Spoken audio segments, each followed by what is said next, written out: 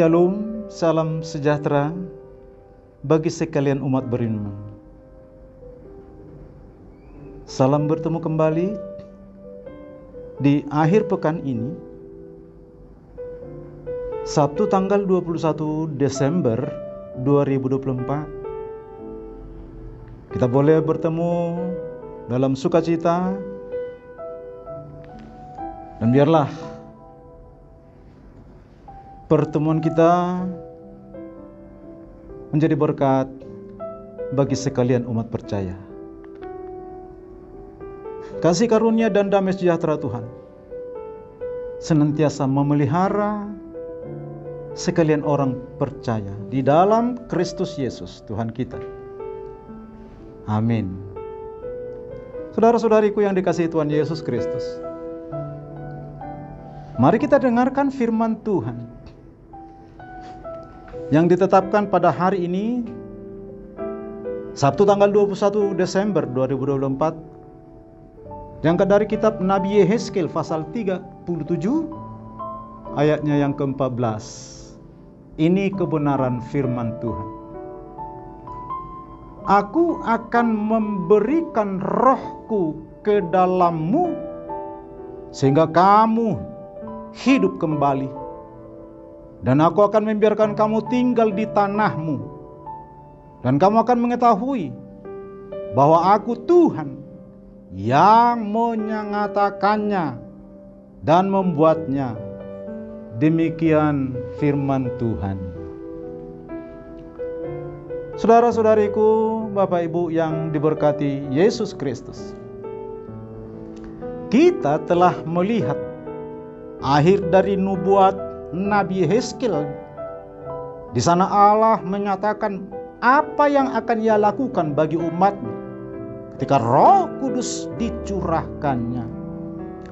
Pesan itu dimulai dengan kebutuhan akan Allah sendiri untuk datang dan menggembalakan kita, sehingga kita dapat memperoleh damai, kedamaian, ketenteraman dan ketenangan. Dalam Yehezkiel 34. Lebih jauh, Allah akan membawa umatnya ke dalam warisan kekal yang dijanjikan. Tidak hanya itu, Allah akan melakukan operasi jantung pada umatnya sehingga mereka diubahkan secara radikal.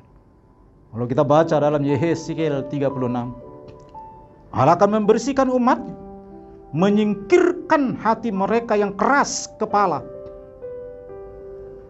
dan memberi mereka hati yang lembut, sehingga mereka akan berhati-hati untuk tetap taat peraturannya. Bagaimana Allah membuat umatnya mentaatinya? Bagaimana Allah menukar hati yang keras kepala, tegar tengkuk dengan hati yang bertobat untuk umatnya? Kita mau lihat salib Kristus dalam dunia perjanjian baru akan menjadi peristiwa yang mulia pada umatnya, di mana kita melihat bahwa kasih karunia Allah yang nyata sepenuhnya oleh kuasa Kristus yang telah menebus kita. Paulus menggambarkan hal ini sebagai Allah yang mencurahkan kasih-Nya ke dalam hati kita melalui Roh-Nya yang kudus. Kita tahu lihat dalam Roma 5 ayat 5-11. Namun ada lebih dari yang telah Allah sediakan bagi umatnya. Kalau kita baca tadi dalam Yehezkiel 37, Tuhan memberikan Yehezkiel sebuah penglihatan untuk melihat apa yang akan Tuhan lakukan selanjutnya. Sabda Tuhan, kita hubungkan Yehezkiel 37 ayat 12-14 dengan Yohanes pasal 11 ayat 1 dan seterusnya, mewartakan bahwa kematian itu bukan akhir dari segalanya. Tuhan menunjukkan kuasanya atas kematian. Itu sebabnya melalui Yohanes menyebutkan, Yesus berfirman, "Akulah Tuhan pada saat Aku membuka kubur-kuburmu dan membangkitkan kamu, hai umatku, dari dalamnya. Saudara, saudariku yang diberkati Tuhan, di tengah bangsanya sendiri yang dilanda pesimisme akut itu, Yehezkiel justru membawa harapan. Itulah pesan pertama buat kita. Jadilah pewarta kabar gembira, bukan berita duka cita. Jadilah pembawa optimisme, bukan pesimisme. Jadilah bagian dari solusi, bukan hanya tukang kritik atau penambah masalah. Atau kita lihat bahwa Yehezkiel, kalau kita lihat Yehezkiel tadi tidak menyampaikan resep dan khotbah murahan. Ia tidak mewartakan Tuhan yang membuat mujizat instan. Justru ia mewartakan Tuhan yang sudah Israel kenal. Dialah sang pembebas dan pencipta alam semesta.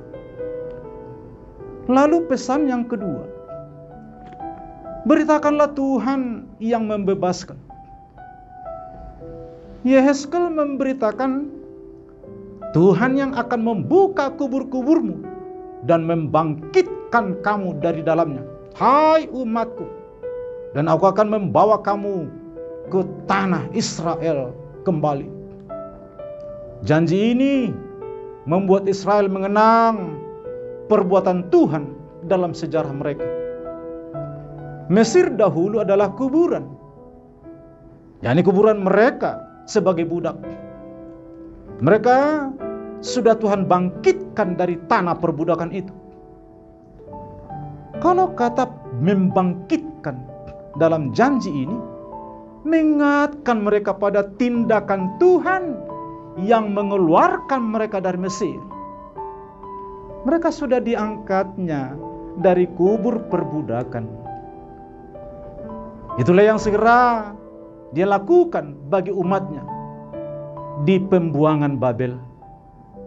Iman dan percaya akan Tuhan yang sudah mengasihi membuat harapan kita menjadi pasti setelah belajar dari firman Tuhan pagi ini.